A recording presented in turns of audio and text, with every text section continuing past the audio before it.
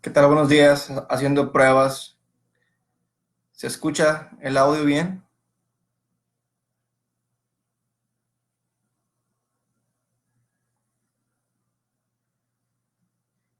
Sigo realizando pruebas de audio, batallando con cuestiones técnicas.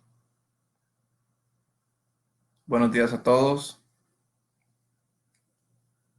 Batallando con cuestiones técnicas.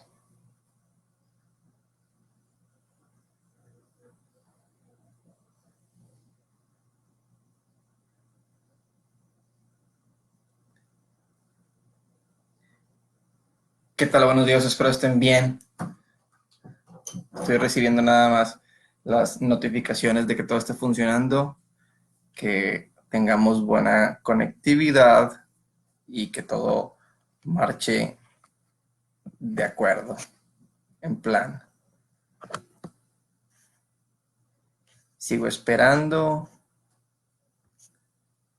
Perfecto, muchas gracias, Geo. Gracias. Ahora sí vamos a comenzar.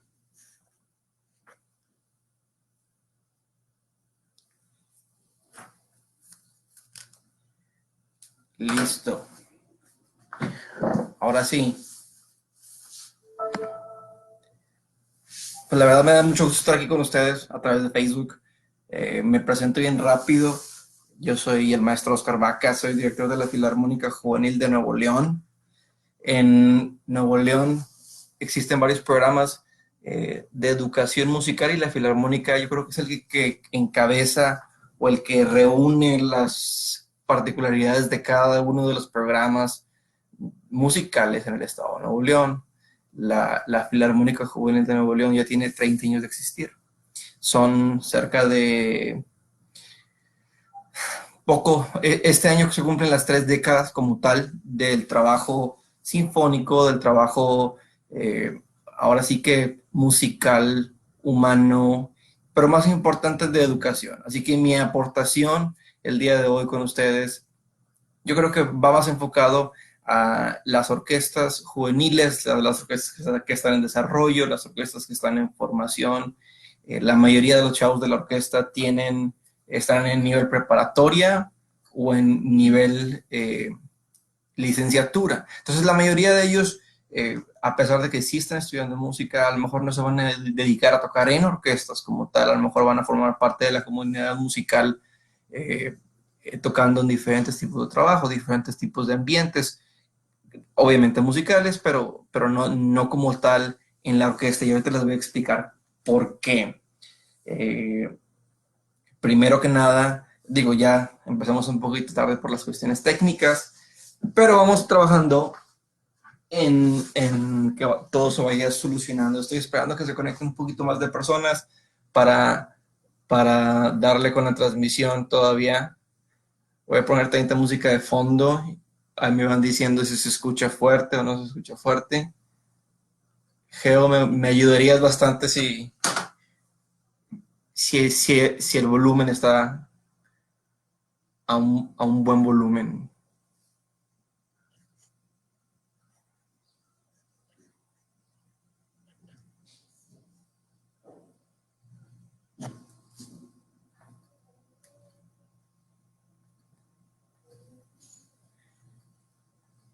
Naturalmente, como todo músico, descargué la aplicación de la Filarmónica de Berlín y ahora sí que en estos días de cuarentena lo que he estado haciendo es trabajar bastante para conocer repertorio, ¿no? Y estar todos los días familiarizándome con la música del concierto.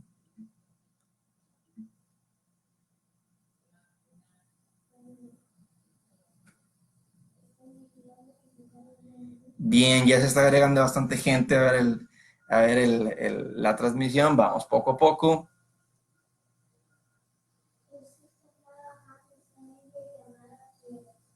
Bueno, la primera, voy a responder varias preguntas que muchos tienen en común, que muchos se acercan y preguntarme. En las orquestas existen dos nombres para el nombre de la orquesta. El, Muchos le llaman orquesta sinfónica y otros le llaman orquesta filarmónica. Y este es un tema bastante recurrido. Es una duda, yo creo que de las más sencillas, pero de las que más recibimos los que estamos en el medio, ¿no? En realidad, el formato de la orquesta sinfónica nace cuando el compositor musical se dedicaba literalmente a componer sinfonías. Estamos hablando que la sinfonía es la cúspide de la composición musical. El músico que llega ahora sí que al nivel más alto en la composición musical es gracias a la sinfonía. Y entre la sinfonía bueno, una orquesta sinfónica y una orquesta filarmónica no tienen nada de diferencia. Normalmente creemos que se decía que la cantidad de músicos era un factor que determinaba cuál era la diferencia entre una orquesta sinfónica y una orquesta filarmónica.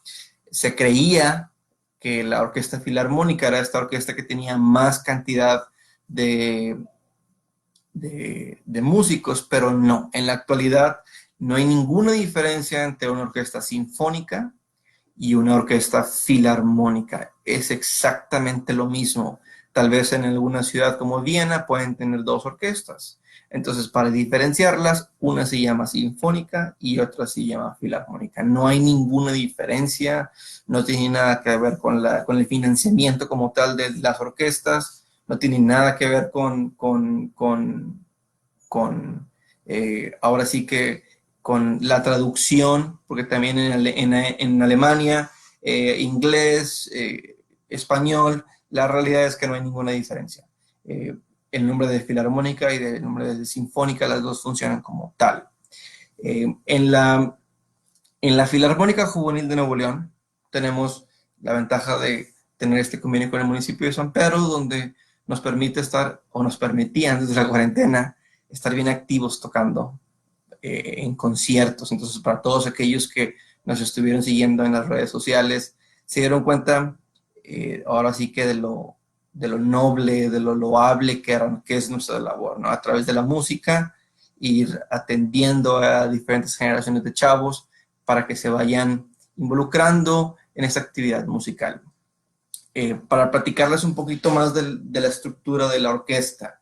La orquesta se compone de varias familias musicales. La primera familia es la familia de las maderas. Las maderas son todos esos instrumentos que no necesariamente están hechos de madera, pero son de la familia de los alientos. Empezamos con la flauta, o el pícolo, mejor dicho, pícolo, flauta, oboe, clarinete, fagot.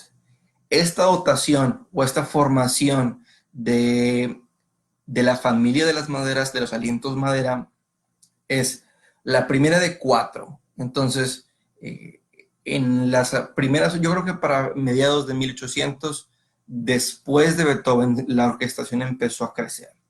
Después de Beethoven, la orquestación empezó a evolucionar como formato sinfónico, como formato musical, como formato de presentación. Y después de Beethoven, y soy muy enérgico con Beethoven, porque con Ludwig van Beethoven, que ahora que en este mes, por cierto, se cumplió el 250 aniversario del natalicio de este compositor que marcó, ahora sí que la humanidad para siempre. Después de Beethoven, la orquesta sinfónica creció. Empezó los movimientos, salimos del Renacimiento, entramos al Barroco, después del Clasicismo. Después del Clasicismo, con Beethoven termina el Clasicismo, realmente no empieza el Romanticismo, pero le podemos decir que fue el primer romántico, ¿no?, en la evolución de la música. Pero después de Beethoven, por ejemplo, la sección de maderas crece. Ya entra el pícolo, que es como una flauta muy pequeña, es una flauta de ese tamaño, y entra el fagot y entra el contrafagot. Entonces, de tener una sección de maderas de cuatro instrumentos, ya ahora podemos tener dos pícolos, dos flautas, dos clarinetes, dos oboes, dos fagots o hasta tres fagots, ¿no? Y luego después ya contrafagots, que todavía es todavía un instrumento más grande. Los instrumentos de madera normalmente son de los instrumentos más complicados para tocar, son los que tienen un rango acústico bien amplio, ¿no? El pícolo suena, ahora sí que la proyección de este sonido tan agudo, un pico, para que más o menos me entiendan, un pícolo que es una flauta, pequeña, se necesita una orquesta de 80, yo estoy hablando de música 100% acústica. Un pícolo suena más fuerte que 50 violines, un solo pícolo. Entonces, obviamente la familia de las maderas es una familia, es la principal o es la primera que está en el score o en la partitura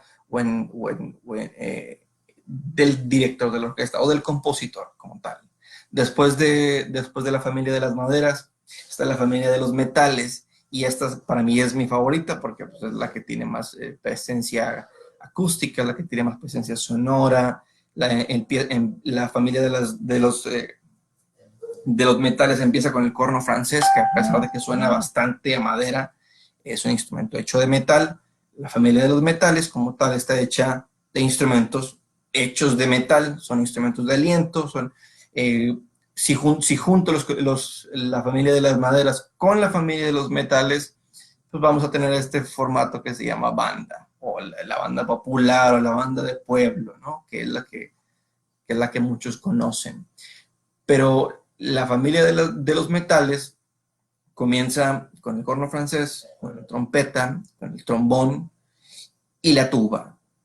Entonces tenemos, ahora sí que el corno francés es un instrumento, se podría decir que de todos los instrumentos del mundo, el corno francés es el más complicado de tocar.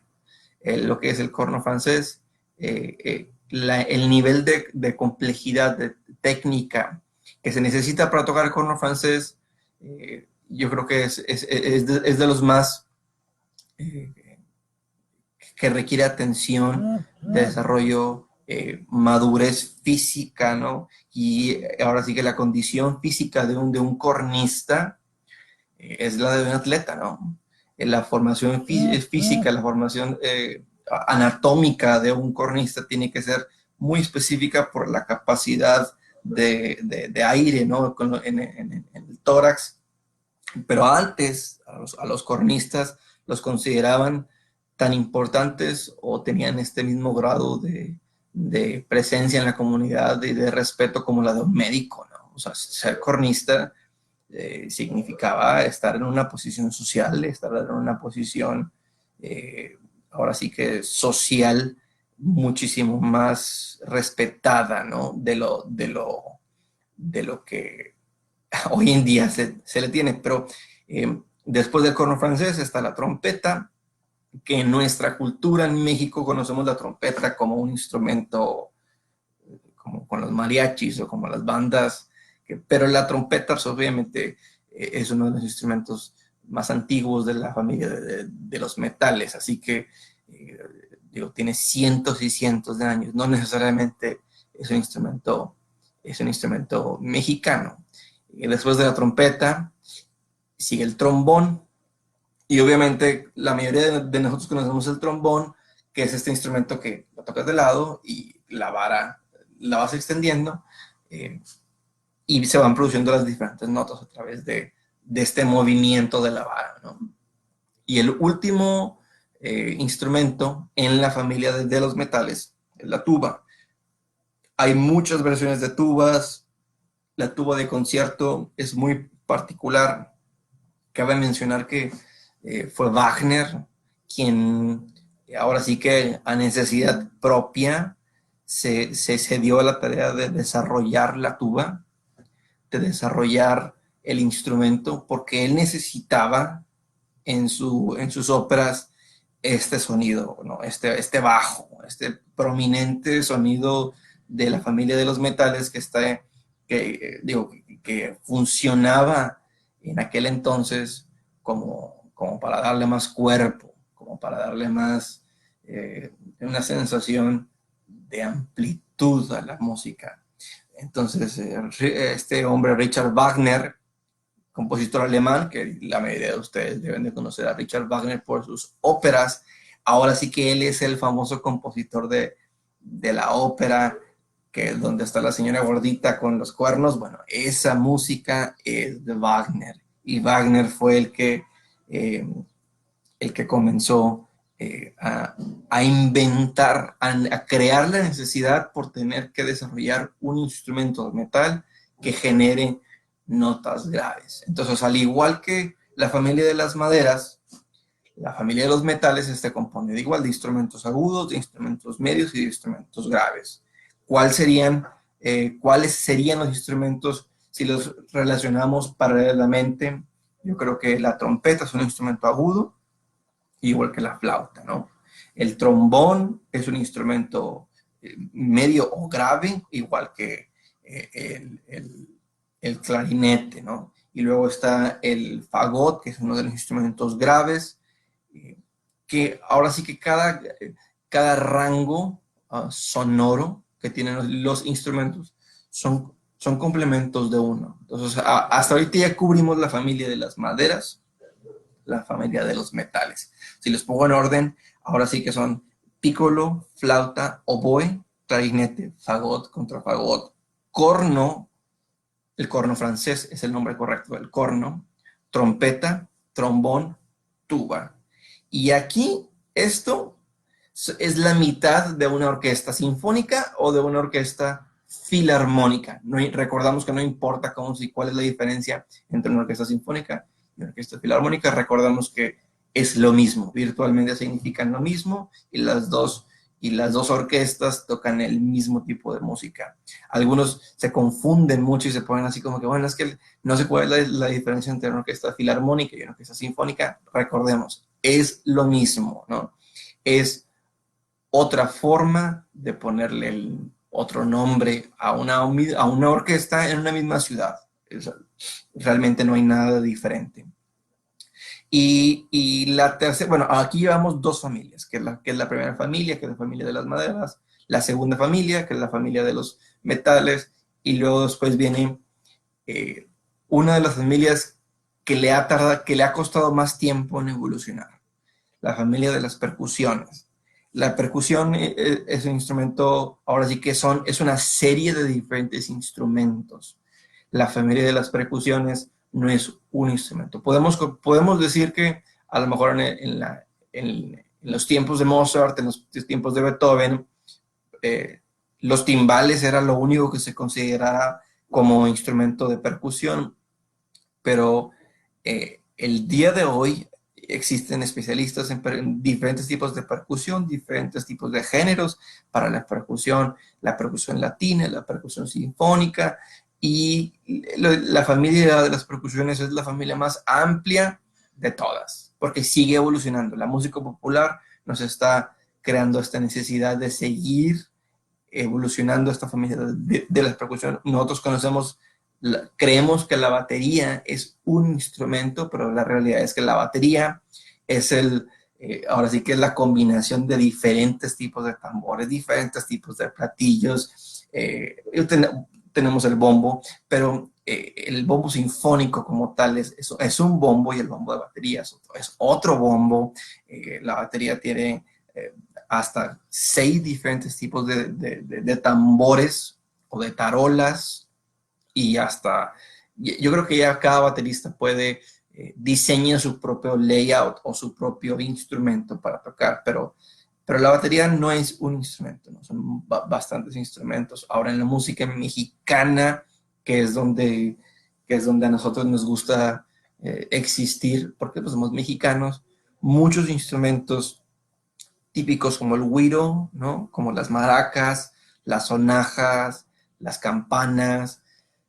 La familia de la percusión, aparte de que eso es de la familia más bonita, ¿no? Por todo este rango acústico, estos timbres, es la familia que tiene los sonidos, que emite sonidos temperados y no temperados. Esto significa que algunos instrumentos de percusión se pueden afinar, tienen afinación como un piano, como un teclado. La marimba es literalmente un teclado. El glockenspiel es un teclado,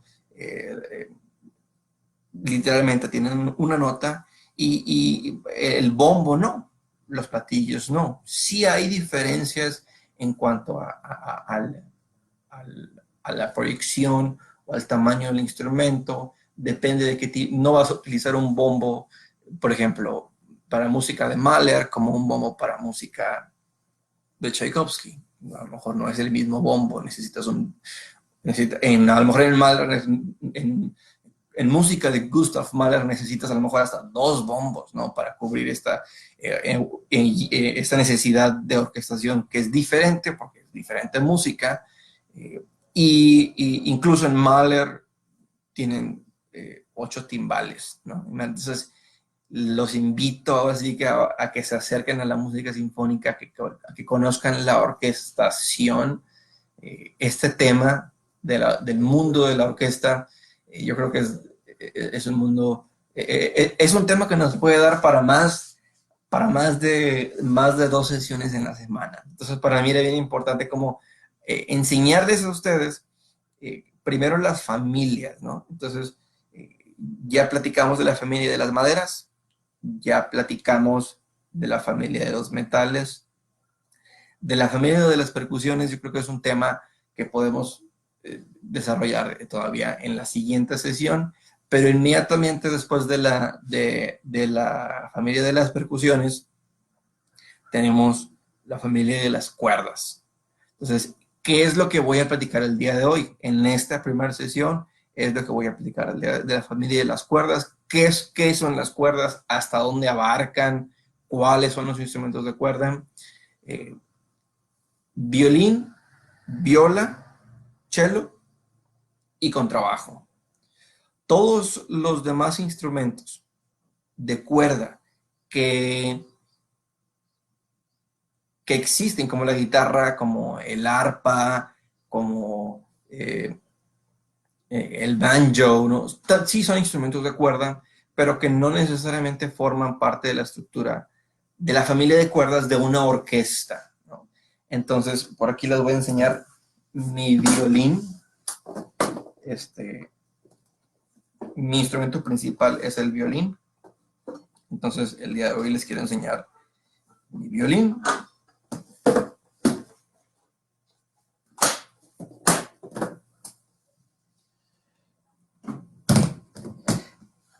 Estos instrumentos, voy a acercarlo a la cámara. Estos instrumentos son los instrumentos de cuerda. Lo voy a poner aquí tantito. Son los instrumentos de cuerda frotada. Para que esos instrumentos suenen, se necesita otro instrumento, otra herramienta, mejor dicho, que es de las más complicadas de dominar. Yo creo que saber, uno de mis primeros maestros de violín aquí en Monterrey, el maestro Boschidar, me dijo que eran los mejores violinistas, eran los que tenían los que tenían mejor técnica de arco, ¿no? Que había 2 tipos de músicos, los que tienen hambre y los que saben tocar con el arco. Este es el arco. Entonces, normalmente la gente se confunde mucho con, oye, pues es que el palito, bueno, no es un palito como tal. El arco, si se dan cuenta, es otro instrumento, es otra herramienta por completo. Entonces, tenemos el tornillo. Este tornillo sirve para ajustar la tensión del crin. Este es el crin, y estos son los famosos pelos de cola de caballo que ustedes dicen. Estos son, para ser más específico, el crin de mi arco son de mongol siberiano, son de primera clase, me costaron como 900 pesos, hace unos años ya. Y este arco es un arco modelo francés, arco muy común. Un arco como estos, Jackie, ¿cómo estás, Jackie? ¿Es difícil tocar el violín? Por supuesto que no. Es difícil querer tocar el violín bien, ¿verdad? Pero no, todos los instrumentos ahora sí que la voluntad es nuestro obstáculo. ¿Qué tanto quieres? Si quieres tocar el violín, puedes tocar el violín. Pero regresando al arco, tenemos el tornillo, tenemos la parte del talón. Normalmente muchos arcos tienen diferentes ornamentos. Este arco tiene un ornamento de concha nácar, que se llama ojo de París. Igual aquí tenemos igual. Entonces, esto es lo que la gente no ve de cerquita, los pelitos. Todo el mundo me dice, oye, bueno, ¿y por qué tienen los pelitos? Mira, si ven, este humito que suena, en realidad no es humo, es brea. Eso significa que estaba estudiando violín ayer. Entonces, como ayer le puse mucha brea, todavía le quedó brea. Entonces, aquí tenemos la punta del arco, y esto es literalmente un arco de violín. Sin esto, no hay sonido. Sin esto, sin este instrumento, o esta herramienta, mejor dicho, no tenemos o sea, no existe el sonido.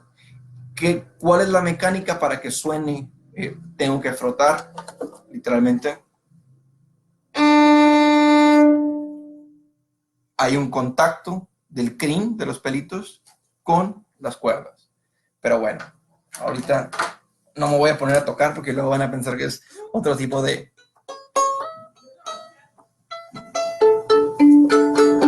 Bien, entonces, volviendo al tema, con la familia de las maderas, el violín, la viola, el cello y el contrabajo, los 4 instrumentos son casi construidos de la misma forma. Naturalmente son de diferente tamaño. El violín es el instrumento más pequeño, ahora sí que en proporción, porque es el instrumento que produce notas más agudas. El instrumento es el violín es el instrumento más agudo de la familia de las cuerdas. Repaso. Empezamos con la familia de las maderas, que es piccolo, flauta, oboe, clarinete, fagot, y contrafagot. Y luego la familia de los metales, corno francés, trompeta, trombón, tuba. También en algunas sinfonías o en algunas piezas sinfónicas, de las grandes piezas sinfónicas, tenemos el eufonio, que es como una tuba chiquita que suena increíble, suena precioso. De verdad, los invito a que se metan un poquito, que le den un clavado a ustedes ahí a la música sinfónica. Y después de la familia de los metales, existe la familia de la percusión y luego la familia de las cuerdas. Después del violín, sigue otro instrumento que se parece muchísimo al violín, pero que se llama viola. Yo creo que esta es una de las preguntas que más me hacen.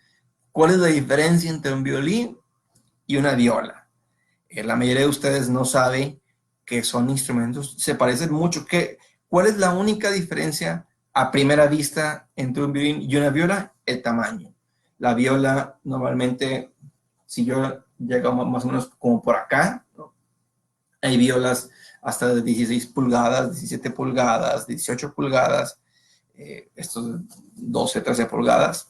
Entonces, el tamaño se aparecen igual, tienen lo mismo, el caracol, las clavijas, la tapa, pero es el mismo instrumento, pero más grande, poquito más grande, no tan grande como el violonchelo. El violonchelo, híjole, el violonchelo es muy obvio, porque el que ustedes conocen es el que sale en la lotería, el violonchelo. Y el violonchelo ahora sí que es una, una sección de las más ricas armónicamente, porque a pesar de que es un instrumento que produce notas graves, no es el instrumento más grave de la familia de las cuerdas. El que sigue es el contrabajo, un instrumento casi tan grande como yo.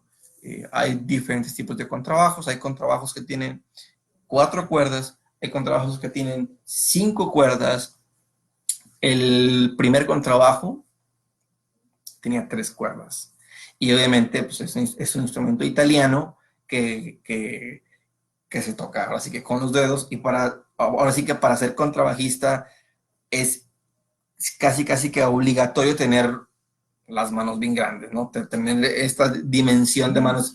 A mí mi maestro de violín me decía que yo debí de haber tocado cello con trabajo por el tamaño por el tamaño de mis manos. Y, y, y claro, ¿no? Ya, obviamente en esa etapa de mi vida a mí me hubiera gustado continuar con el violín, pero eh, la dirección sinfónica o la dirección musical ahora sí que me sedujo y me llevó. Pero el contrabajo es el que la mayoría de ustedes conocen en nuestra cultura como el toroloche, o tal vez este instrumento de madera que se parece al contrabajo, pero no es el contrabajo. El troloche tiene tiene cuerdas de nylon, y la construcción del contrabajo es un poquito más no tan complicada como la del violín, la viola y el violonchelo. Hay que recordar que estos instrumentos se desarrollaron en Cremona, Italia, se desarrollaron, se inventaron estos instrumentos, y en Cremona fue donde, fue donde, fue donde se, fue donde se desarrolló todos esos instrumentos. Entonces, ahorita lo que vamos a continuar haciendo, estoy con eso. Bien. Tengo varias preguntas, ¿no? De Blanca Idalia Salinas Martínez. Tengo mi violín, ¿podría usted dar clase de violín por este medio? Eh, yo personalmente ahorita no estoy dando clases en línea, pero sé que muchos colegas con eh, ahora sí que con estas circunstancias se están viendo obligados a dar clases de instrumentos en línea. Recomiendo buscar en, en, en la comunidad en Facebook, seguramente va a encontrar a alguien. Aquí la recomendación es de que tengan un buen sistema de sonido, ¿no? Porque para nosotros, para los músicos, sí necesitamos una buena acústica para poder estar tocando, ¿no? Entonces, volviendo al tema de la orquesta, que esa es la razón por la que estoy aquí, en la Filarmónica Juvenil de Nuevo León tenemos todos los instrumentos de la orquesta. Entonces, es algo que yo me siento bien orgulloso porque nos cuesta mucho trabajo reunir a los chavos, nos cuesta mucho trabajo capacitar a los maestros. Es, es un factor clave mantener la motivación de los jóvenes en la música clásica. Hay que recordar una cosa y hay que ser bien sensatos en el tema de la música sinfónica, que es un género que le ha costado, y les digo entre paréntesis, le ha costado permanecer vivo. La verdad es que la música sinfónica nunca va a morir. Yo creo que la música orquestal sinfónica es de las músicas, ya tiene 300 años de existir y no va a desaparecer por ningún motivo. Al contrario, con la evolución de la música, con la digitalización de estos nuevos instrumentos como es el sintetizador y las herramientas como son la computadora, lo que vienen haciendo es que vienen a complementar o vienen ahora sí que a enriquecer el mundo sinfónico. Al final de cuentas, ya la música sinfónica entró al cine, y yo creo que en la actualidad, gracias al cine, las orquestas siguen vivas, ¿no? Como me quedan 8 minutos de esta transmisión, quiero responder algunas preguntas, ¿no? De ustedes que me están haciendo. ¿Qué estudios se requieren para ser director de orquesta? Pame, pues primero tienes que ser músico. Primero tienes que tocar un instrumento musical, tener las bases de saber tocar uno de los instrumentos, uno de los tantos instrumentos que mencioné. Normalmente, en el mundo de la música orquestal sinfónica, los pianistas y los violinistas somos los que a lo mejor buscamos este puesto, ¿no? De estar dirigiendo música, pero realmente cualquier músico, cualquier instrumentista puede aspirar. En la actualidad no existe una licenciatura, o al menos todavía no está tan desarrollada ni tan implementada, por ejemplo, aquí en la Universidad Autónoma de Nuevo León y en la Escuela Superior de Música y Danza, no existe la licenciatura de dirección orquestal, ni existen la maestría de dirección orquestal. O sea, todavía en México estamos en pañales en la materia. Entonces, ¿qué es lo que tenemos que hacer todos los músicos interesados en aprender o en estudiar, ¿no? ¿Qué es un director de orquesta? Tenemos que irnos a Estados Unidos porque es el más cerquitas, pero a Europa, donde ahí hay cursos, hay posgrados, y ahora sí que son especialidades de la materia, ¿no? Pero en realidad no hay unos estudios, no hay una licenciatura que te diga, ya en tu título eres un director, ¿no? Geo, ¿cuándo son las próximas audiciones en la Filarmónica Juvenil de Nuevo León y qué beneficios tienen en los niños adolescentes que se unen a una filarmónica? Bueno, la Filarmónica Juvenil de Nuevo León tiene audiciones permanentes y abiertas todo el año. Naturalmente ahorita por esta situación, por la contingencia, eh, no estamos cuidando de nuestra salud, pero la Filarmónica recibe alumnos con estudios musicales iniciados o con estudios musicales que ya sepan leer, que tengan un nivel técnico, ya que puedan tocar. Y lo más importante para mí, a la hora de que yo recibo chavos nuevos, es que ellos quieran pertenecer a una orquesta. Yo no les puedo decir a los alumnos, necesito que tengas 2 años en tocar en orquestas, porque aquí en Monterrey no existen orquestas. La única orquesta que existe es la orquesta de la Universidad Autónoma de Nuevo León, y el maestro Díaz Muñoz y el doctor Celso en la Secretaría de Cultura y el rector de la uni, yo creo que hacen hasta lo imposible para mantener la orquesta viva.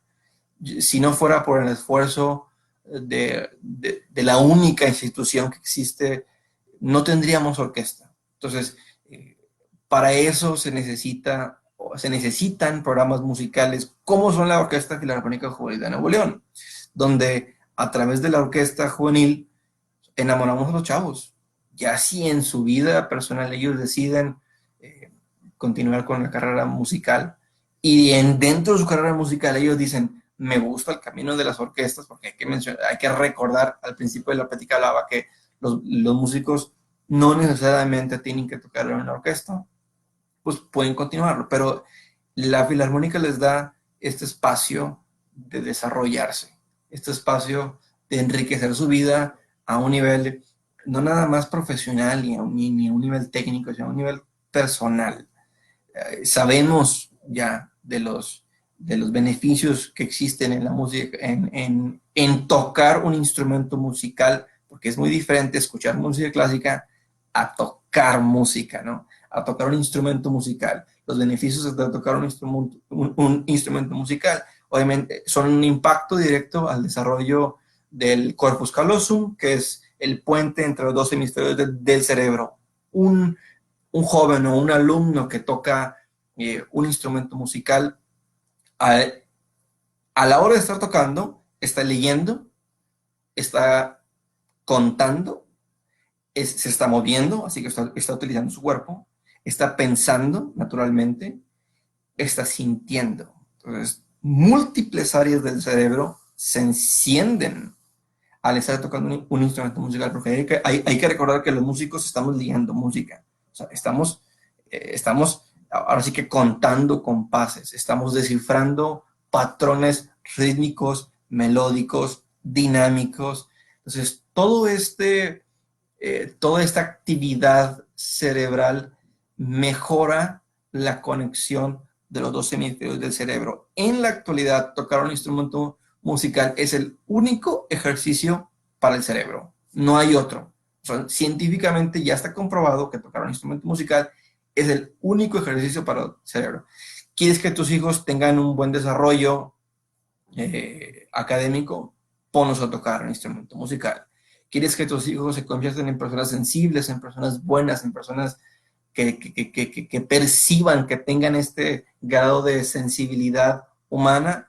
Ponlos a tocar un instrumento musical. La inteligencia emocional también es de las más complicadas de desarrollar. Ponlos a tocar un instrumento musical. Si hablo yo de la importancia de tocar un instrumento musical, pues me llevo aquí otras 2 horas platicando. Y para terminar, en el mundo de las orquestas, nosotros en la Filarmónica Juvenil de Nuevo León estamos recibiendo chavos que no necesariamente sepan tocar, pero que quieran tocar. Entonces, nuestra labor, mi labor con la orquesta, no solamente es la de pararme enfrente y decir qué quiero y cómo quiero, es la de enseñar. Mi labor es la de compartir conocimiento, mi trabajo es darle las herramientas a los jóvenes para que ellos ahora sí que sepan cómo tocar. Entonces, esta materia o esta clase de orquesta, porque en la Filarmónica Juvenil le llamamos clase, no le llamamos ensayo, tenemos clase de orquesta, es clase de orquesta. Eh, Les sirve para desarrollar aspectos técnicos, aspectos musicales como lo es la interpretación, el ensamble y muchos más. Pero pues bien sencillo, quiero agradecer, ¿no?, al municipio de San Pedro por invitarme, ¿no?, el día de hoy a que ustedes conozcan un poquito más de la orquesta. Recuerden que una orquesta sinfónica y una orquesta filarmónica son lo mismo, y recuerden que la orquesta se compone de 4 familias, entonces, y recuerden que ahora sí que los beneficios de tocar un instrumento musical son los más importantes. Entonces, con esto me quiero despedir. Nos vemos el jueves igual a la misma hora, de 11 a 12. Y el próximo jueves vamos a platicar un poquito, vamos a extendernos en el tema de la importancia de tocar un instrumento musical. Pero les quiero platicar qué es lo que está pasando con las orquestas en la plataforma internacional. La mayoría de los músicos no tienen trabajo, ¿no? No tenemos trabajo porque se quedaron, obviamente los espacios públicos están cerrados, y lo que está pasando con la comunidad sinfónica, con la comunidad filarmónica, con la comunidad orquestal mundial, es algo mágico. Entonces los invito a que el próximo jueves, a la misma hora, así que en el mismo canal, nos vamos para platicar un poquito más del mundo de la orquesta y de todo esto que está pasando y del futuro del mundo de la orquesta. Muchas gracias a los que me están viendo. Saludos y abrazos a todos. Los invito a que nos sigan en las redes sociales, Facebook, Twitter e Instagram. Ahí estamos publicando videos, publicando fotos, para que quienes quieran seguir el movimiento de la música en juvenil en Nuevo León, lo hagan. Entonces, abrazos a todos, abrazos de contingencia, así. Hasta luego.